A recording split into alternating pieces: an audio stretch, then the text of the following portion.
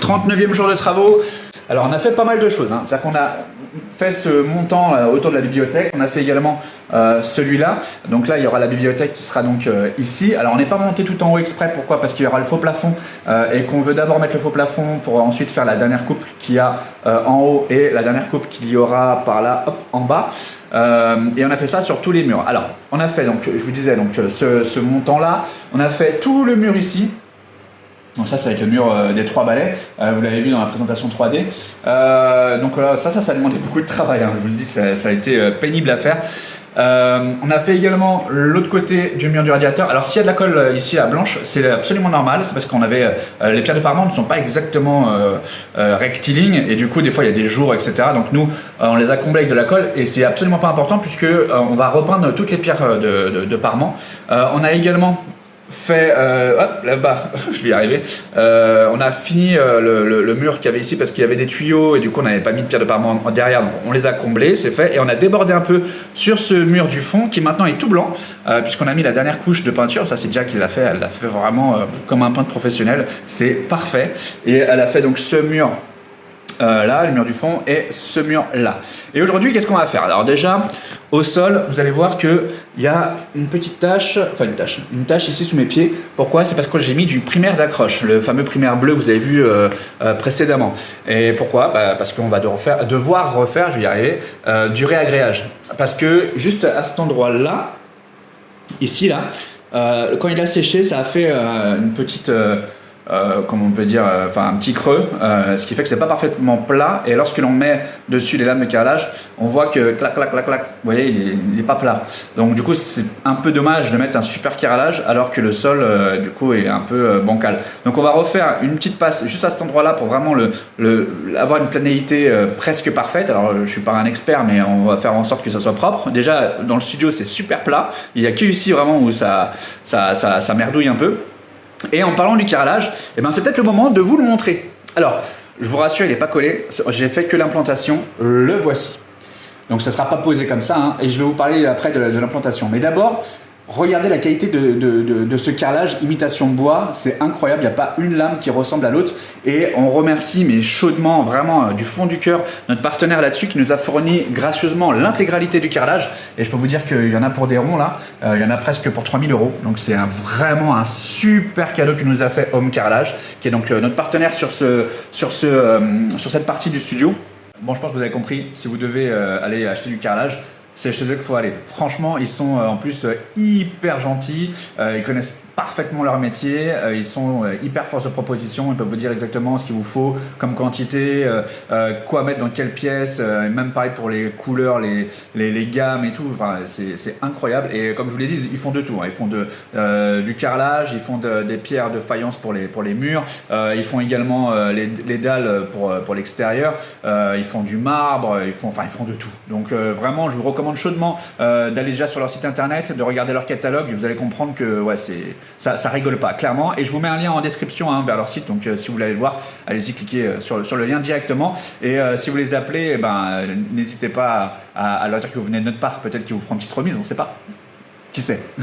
Alors, vous parlez de l'implantation. Qu'est-ce que c'est que l'implantation? Alors l'implantation, c'est de mettre en place donc toute la ligne de carrelage des deux murs, entre les deux murs, afin de voir comment sera tes coupes. Parce que c'est important, parce que si tu commences au hasard et que tu te retrouves à la fin avec une toute petite coupe, toute merdique à faire, et super compliqué parce que couper ça, tu as des chances de fracturer ton carreau avant d'arriver au bout. Et donc du coup, c'est super important de le faire. Et en plus, c'est que c'est super moche. Si tu te retrouves avec un mur où tu as une lame complète de l'autre côté et tu as un tout petit morceau, franchement, d'un point de vue esthétique, ça va être dégueulasse. Donc, quand tu as un super carrelage et que tu as mis le prix là-dedans, c'est important quand même de faire les choses correctement et de prendre le temps de t'assurer que une fois posé, le résultat sera top. Donc, voilà, donc nous on est parti là sur une lame pleine pour voir comment donner les coupes de l'autre côté. Et de l'autre côté, du coup, on serait sur une demi. C'est pas une petite coupe, c'est une demi, donc ça va encore, c'est facile à faire, il n'y a pas de souci. Mais ce qui était important aussi, c'est de voir comment ici on allait tomber par rapport au mur de la bibliothèque et de l'escalier, parce que là aussi on a des coupes. Donc là, on se retrouve pareil avec une demi-lame, donc là c'est parfait, donc on peut faire une implantation comme ça, et on aura même du mal à faire autrement, parce que si on décale un petit peu, eh ben, on risque d'avoir une coupe au niveau de l'escalier qui sera vraiment compliquée à faire. Donc on va faire une implantation comme ça, avec une lame pleine sur le mur sud et une demi-lame sur le mur nord. Voilà à quoi sert l'implantation. Sur les côtés, vous pouvez aussi vous demander, mais ouais, mais comment je fais pour savoir l'implantation sur les côtés? Alors quand c'est des lames comme cela, donc des lames de carrelage qui sont plutôt en longueur, à chaque fois que tu fais une ligne, tu vérifies que tu te retrouves pas avec une petite coupe à la fin avant de commencer ta ligne. Sinon, évidemment, tu vas être embêté. Donc c'est vraiment important aussi de faire ça, mais c'est ligne par ligne. Quand tu as des carreaux, par contre, qui sont carrés, tu fais une implantation en croix. Ça veut dire que tu vas aller du mur nord au mur sud, enfin c'est l'inverse, mais bref, et du mur est au mur ouest, afin de t'assurer que tu ne te retrouveras pas avec des coupes de chaque côté de ta pièce qui seront impossibles à réaliser ou qui seront esthétiquement pas acceptables finalement. Donc voilà à quoi sert l'implantation et voilà pourquoi il est hyper important de le faire. Et n'oubliez pas de mettre les petits croisillons, hein, c'est les écarts entre les joints qui permet de t'assurer que tu auras une bonne implantation. Parce que si tu mets tous les carreaux collés les uns entre les autres, à la fin, quand tu les poses et que tu mets tes croisillons, tu n'auras pas du tout le même résultat. Donc il faut bien faire attention à ça. Et quand tu fais ton implantation, n'oubliez pas les croisillons. Ce sera peut-être le slogan de cette vidéo. Allez, du coup, ce qu'on va faire, c'est qu'on va retirer donc maintenant nos carreaux d'implantation, puisqu'on sait comment ça va être. Et on va tirer un trait au cordeau pour être sûr d'être bien droit, et surtout on va faire ici le réagréage pour récupérer, pour rattraper le petit dénivelé qu'il y a et s'assurer d'avoir une planéité parfaite. Allez, c'est parti, on enchaîne.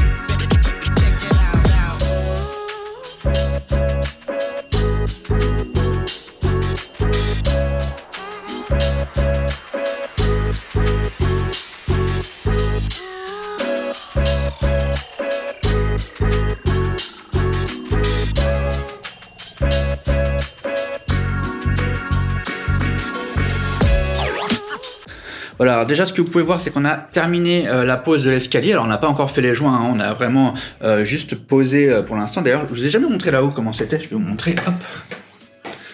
Donc ça continue comme ça. C'est un peu le bazar. Voilà, et là il y a la porte qui mène donc directement à notre domicile. Donc là c'est l'escalier, donc tout l'escalier est posé, et ça je peux vous dire que ça nous a pris un temps mais de fou, parce que c'est super compliqué, il y a plein de coupes, voilà, c'est une galère. On a posé donc la moitié du studio, et là on a fait une pose à blanc dans le placard. Vous voyez, on a déjà mis le carrelage, mais il n'est pas collé. Alors j'appelle ça une pose à blanc, mais ça pourrait, je sais pas s'il y a un nom exact pour ça, mais je vais vous expliquer pourquoi. En fait, la complexité dans la pose de ce placard-là, c'est que ça fait un U comme ça, et que ça revient donc derrière l'escalier, là, ça revient jusque là. Et le problème, c'est que on pourrait très bien se dire, bon ben on repart de là pour faire suivre tous les carreaux, et hop, on colle jusqu'au fond, on revient derrière l'escalier, etc. Le problème qu'il y a, c'est que si on commence à mettre la colle et qu'on met tous les carreaux ici, on va tourner au fond, là-bas, tac, et puis on revient à l'intérieur comme ça, mais après, comment on fait pour sortir? On est obligé de marcher sur le carrelage pour sortir. Et on peut pas marcher sur le carrelage lorsque la colle est fraîche. Donc, le problème, c'est qu'il faut absolument commencer donc de l'autre côté. Donc, je vais vous montrer comment c'est l'autre côté. Donc, hop, je vais rentrer à l'intérieur. Et là, voilà, ça revient un retour jusque là. Donc normalement, pour bien faire, il faut commencer donc la colle de là-bas, passer donc tout ce côté-là, et après on revient là, et ensuite plus ça va et plus on avance par ici pour arriver jusque là où là les carreaux de carrelage ici sont collés. Et donc pour ça, le problème c'est que si on commence de là-bas et qu'on fait pas une pose à blanc, et ben ici on va se retrouver avec une coupe bizarre. On n'aura pas une continuité dans le motif et on peut se retrouver avec une toute petite coupe avec le décalage ou une grande coupe, quoi que ce soit.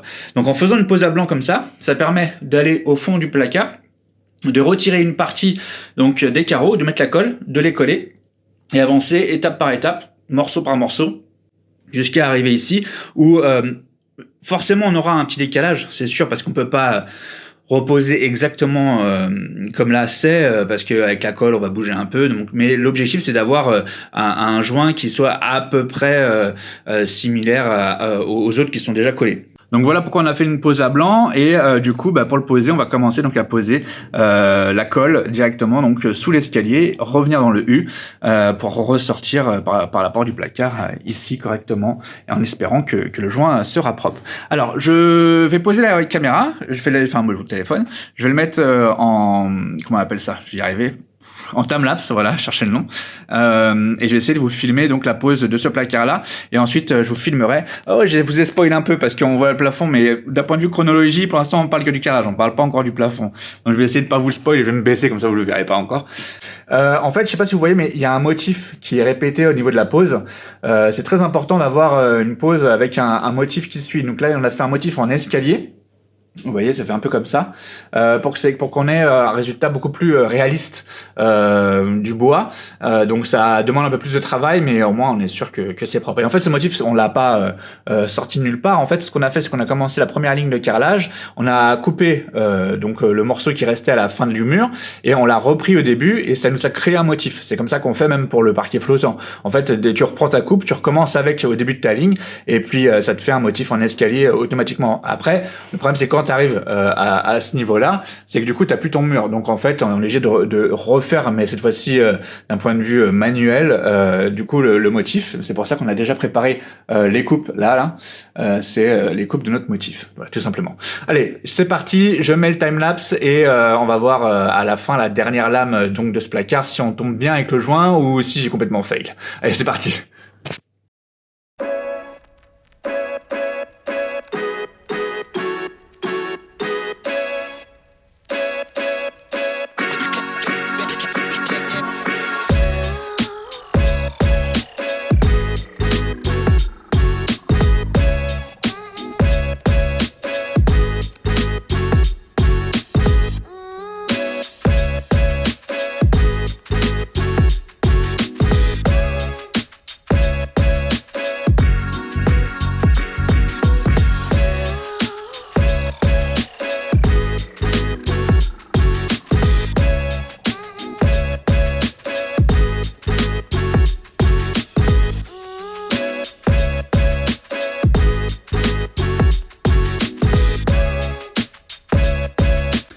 Bon voilà, on a fini le placard. Bon c'est plutôt pas mal. Et on est arrivé bien comme il faut au niveau du joint. Donc du coup, la technique de faire une pose à blanc et de commencer par le fond de l'escalier a fonctionné. Donc là, je suis plutôt très content. Parce que même si c'est un placard, il n'y a pas de raison que ça soit mal fait, quoi, tout simplement.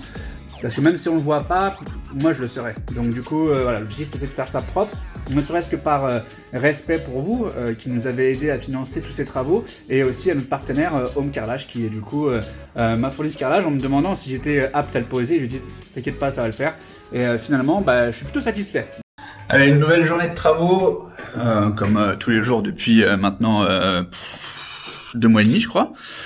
Ça y est, le carrelage est complètement terminé. D'ailleurs, qu'est-ce qu'on a fini hier? On a fini les joints juste là, donc dans l'escalier, là, tout ça, on a fait les joints. Il y aura une petite passe encore à faire sur le nettoyage, mais tout ça c'est fait. Et du coup, maintenant, on va enchaîner sur les pierres de parement. Donc du coup, maintenant que le carrelage est fait, on va pouvoir poser les pierres qu'il y a donc en bas. Alors peut-être vous l'avez remarqué, l'image est un peu différente. D'ailleurs, ça sature un peu avec les LED.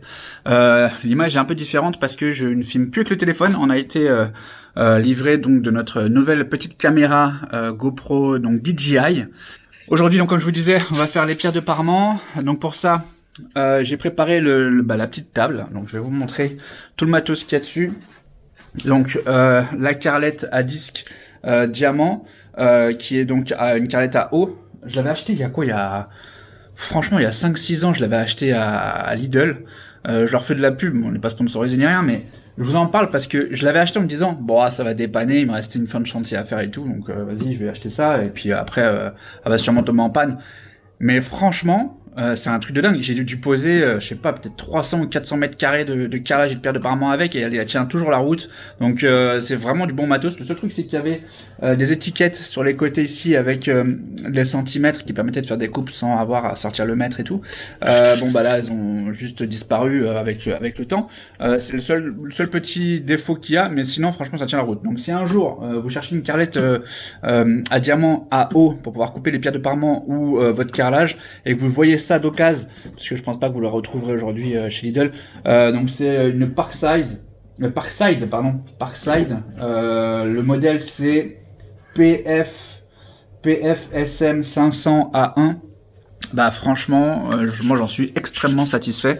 Voilà, donc je vous le recommande. Après, faut changer le disque. Par contre, le disque à diamant à l'intérieur de celui d'origine, il est pas ouf, mais vous en trouvez facilement après des bons.